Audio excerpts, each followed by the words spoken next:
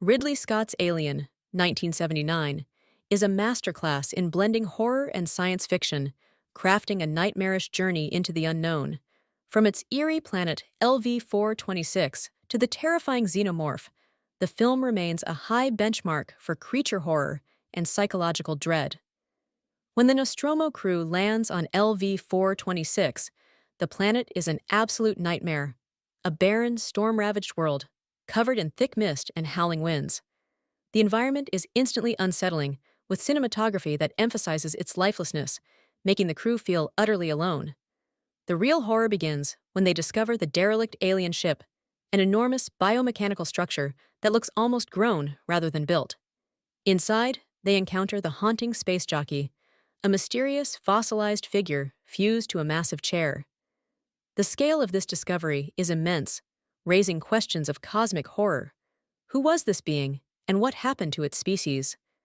The unease is heightened by H.R. Geiger's biomechanical designs, making the entire ship feel like it's alive.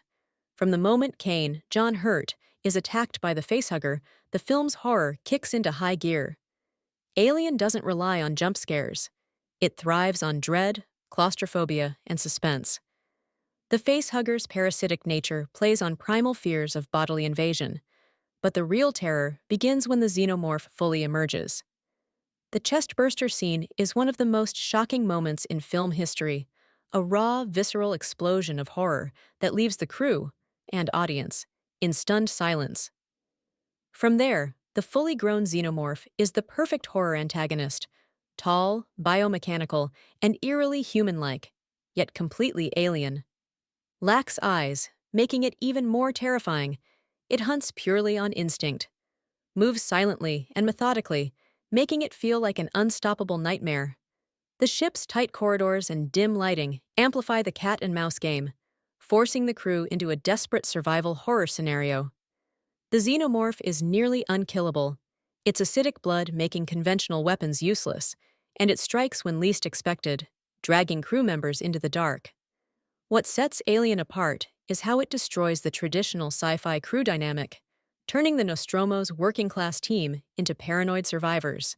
Sigourney Weaver, Ripley, delivers an incredible performance, transitioning from a cautious crew member to the ultimate final girl. Ian Holmes-Ash adds another psychological layer. His cold, robotic performance reveals that the real horror isn't just the alien, but the company's betrayal. The rest of the cast, particularly Veronica Cartwright's Lambert, Tom Skerritt's Dallas, and Harry Dean Stanton's Brett, sell the sheer terror and helplessness of being stalked in space. By the final act, Ripley's isolation and terror are palpable. It's not just about physical survival, but about the sheer mental breakdown of being trapped with an entity that cannot be reasoned with. Alien was a game-changer, setting the template for sci-fi horror.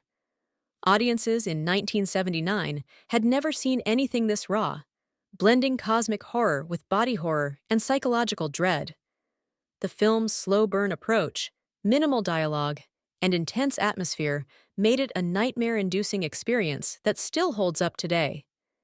Its influence on both sci-fi and horror is immeasurable, inspiring everything from The Thing, 1982, to Event Horizon, 1997, and even video games like Dead Space.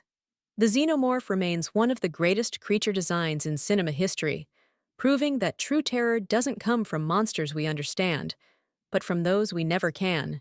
Even decades later, Alien is still terrifying, gripping, and visually stunning.